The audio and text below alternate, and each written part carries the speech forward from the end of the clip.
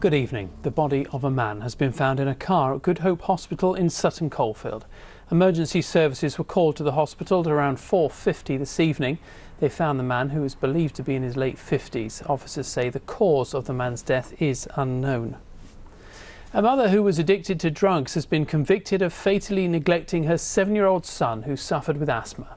Hakeem Hussein from Birmingham died gasping for air while lying in a garden without his inhaler in 2017. Rosie Dowsing reports.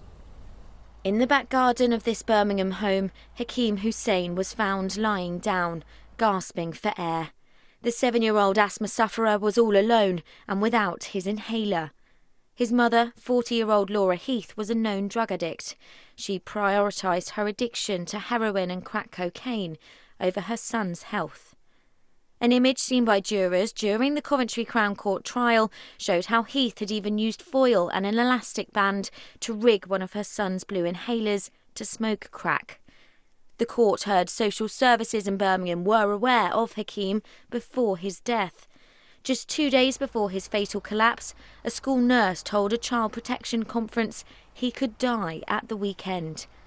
The head of Birmingham Children's Trust, which took over child social services in early 2018, said there were clear missed opportunities in social services handling of the case.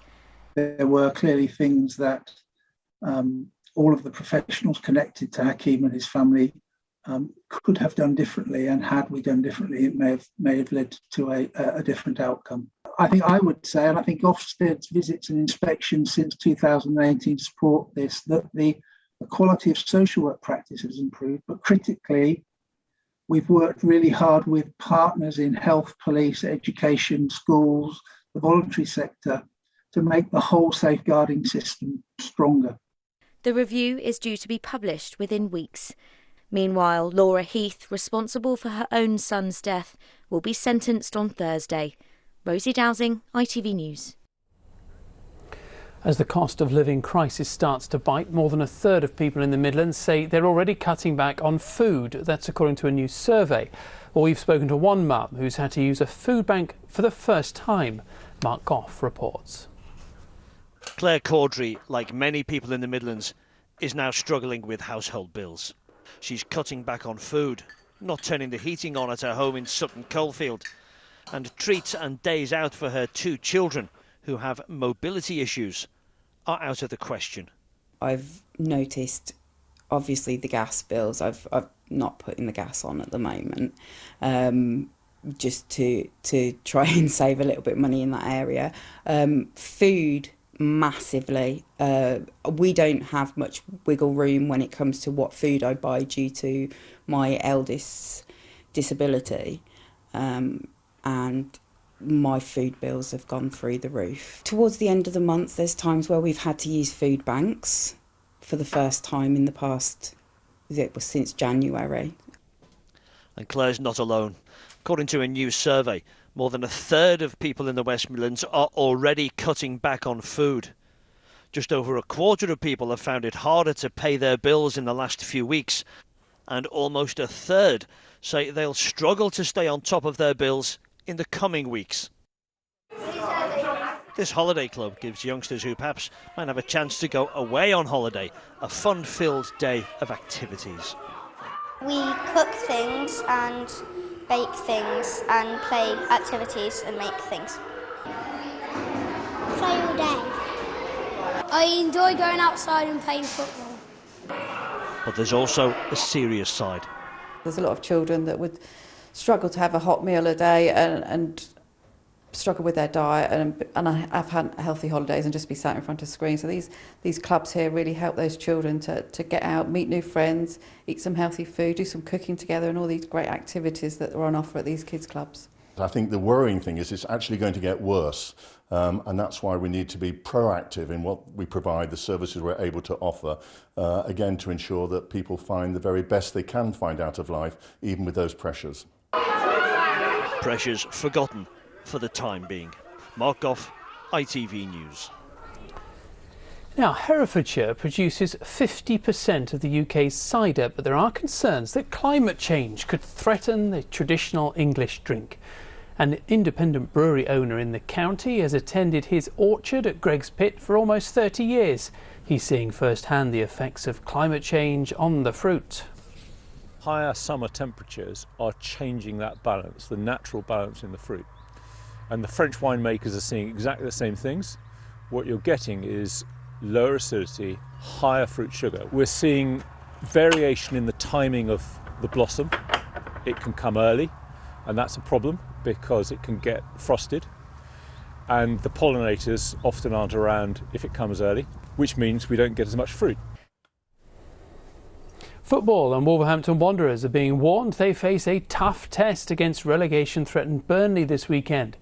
Wolves are currently 3 points off 7th place, which would secure them European football next season. But Burnley are battling to stay up.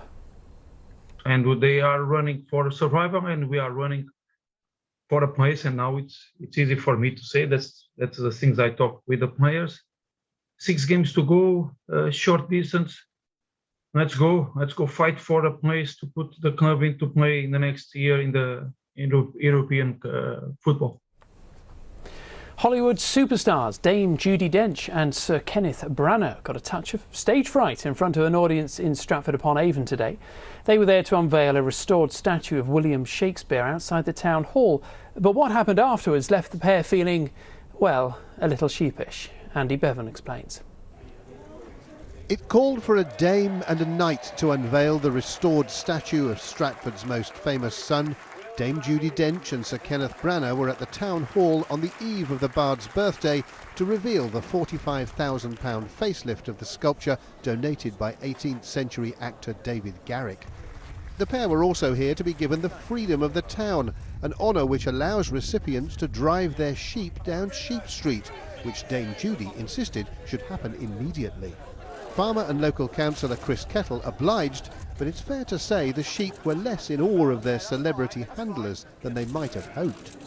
I guess this was one of your trickier Stratford performances, wasn't it? It's quite nerve-wracking, wasn't it? I said to Ken just beforehand, I said to most people, I said, I'd rather be playing Hamlet now, unrehearsed. Very, very frightening. Dame Judi's lamb here has been handled a lot because she's a little orphan. Unfortunately, Sir Kenneth's lamb is not, and wanted to go back to his mum, who is in the cage just over here. Just 3 weeks ago, Sir Kenneth was in Los Angeles, winning an Academy Award for his autobiographical screenplay Belfast, watched by Dame Judi, who stars in the film, and was herself an Oscar winner back in 1998. How does it compare, the red carpet of the Oscars, to the tarmac of Sheep Street? I think the Sheep Street tarmac is pretty blooming impressive. I'll take the Sheep Street and the sheep. After the sheep were safely back in their pen, time to grab a few selfies with the locals, and for Dame Judi, a reunion with a friend from her school days in York. We've got a Mount School. A Mount girl in the crowd. Stop it. Judy Shaw. I know Mount girls turn up everywhere. They turn up everywhere. She was in the sixth form and I was a new girl, and I sat by her at meals and she took me under her wing and was the kindest person imaginable. The freedom of the town has always been formalised by a rather ornate scroll, for Dame Judi and Sir Kenneth framed for posterity, which should look rather nice hanging over their awards mantelpieces. Have you had the scrolls yet? We've had the scrolls. We've had the scrolls. I've had the scrolls, but I've had the ointment also, so it's fine now, isn't it? Oh, sorry, no, anyway. Yes, well, enough of that. Mind you, Shakespeare cracked many a joke in his time, so he's probably chuckling in his grave at that one. Andy Bevan, ITV News. Right, time now to take a look at the weather forecast, and Des has got the details. Making the most of it, whatever the weather. Octopus Energy sponsors ITV Central Weather. Hi, hope you're all well. Thanks for joining me for your overnight weather story. Let's reflect on this afternoon. Glorious end to the day, lots in the way of sunshine. Although in the morning, to the southern part of our patch, we did start off with a fair amount of cloud. I want to draw your attention to the rain that they're seeing over Spain, deep area of low. I mentioned that because we're getting clipped by those winds which go round low pressure in an anti-clockwise direction. It means that we're pulling our air in from the east, and that air is going to give us a fair amount of cloud. That cloud, again, a number of sharp showers showers by the time we get to Saturday, and it's always going to be a breezy day. Look how squeezed those isobars are. So as we do head into the overnight, the first part of the night, clear spells, then we'll start seeing it cloud over, that cloud at various levels. It remains fairly dry, still a breezy night, but temperatures dipping down to 5 to 7, quite a mild night as well. Then we wake up and enter the day that is Saturday. We will see some bright skies coming from, but remember, it's always going to be a breezy day. Great news for those showers. Those heavy showers don't last for too long. Temperatures tomorrow, 16 degrees. By the time we get to Sunday, it is calmer. I think we'll see more in the way of brighter skies coming through, and it remains dry. Octopus Energy sponsors ITV Central Weather. That is just about all we've got time for tonight. There's more on the website, of course, itv.com/central. From all the late team here, though, have a great evening, a great weekend, and I'll see you on Monday. Bye-bye.